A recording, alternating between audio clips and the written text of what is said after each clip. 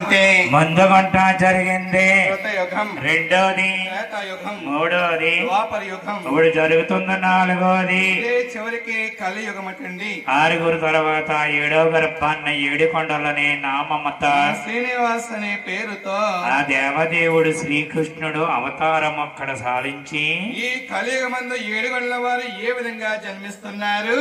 ఆ ఏడో గర్భమునందు మన ఏడే కాండల వారు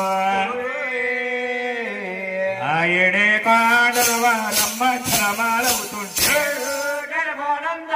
ఏడే కాండల వారు ఏడే కాండల వారు ఆ శ్రీనివాసు జలమంతుంటే అలాగుందమ్మా. ఏ విధంగా ఉంది? ఆ గోవింద గోవింద గోవింద అని అన్నారా,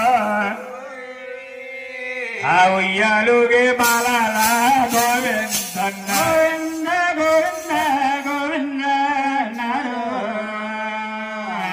ఉయ్యాలుగే బాలాలు గోవింద అన్నారు.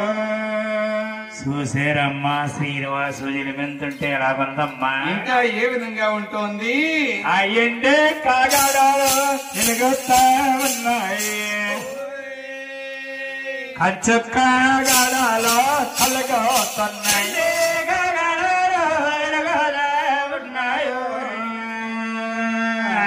కంచు కాగాడాలు కలుగుతా ఉన్నాయో. ఆ శ్రీనివాసు జలమానవగానే అలా ఉందమ్మా. ఇంకా ఏ విధంగా ఉంటుంది? ఆకాశమంతన అందమవుతున్నది, ఈ భూదేవి తల్లంతా అలికి ముగ్గు ఆకాశమంతనే అందమవుతున్నాడు,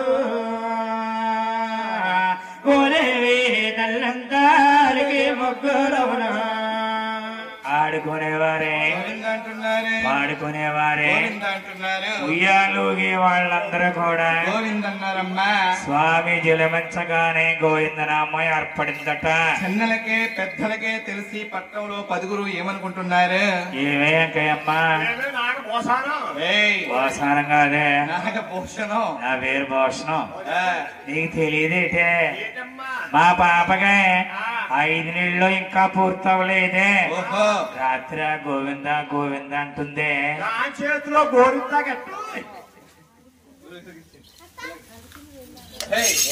గోరింతాకు పెడతారండి. గోరింతాకులు ఇప్పుడు గోరింతాకు ఎవరు ఉప్పుతలేదు, ఫోన్ తెచ్చేసుకుంటున్నారు. ఫోన్ ఓహో అరిచేతులు పెట్టి మోసేదాకా ఫోన్ తిప్పిస్తున్నారు.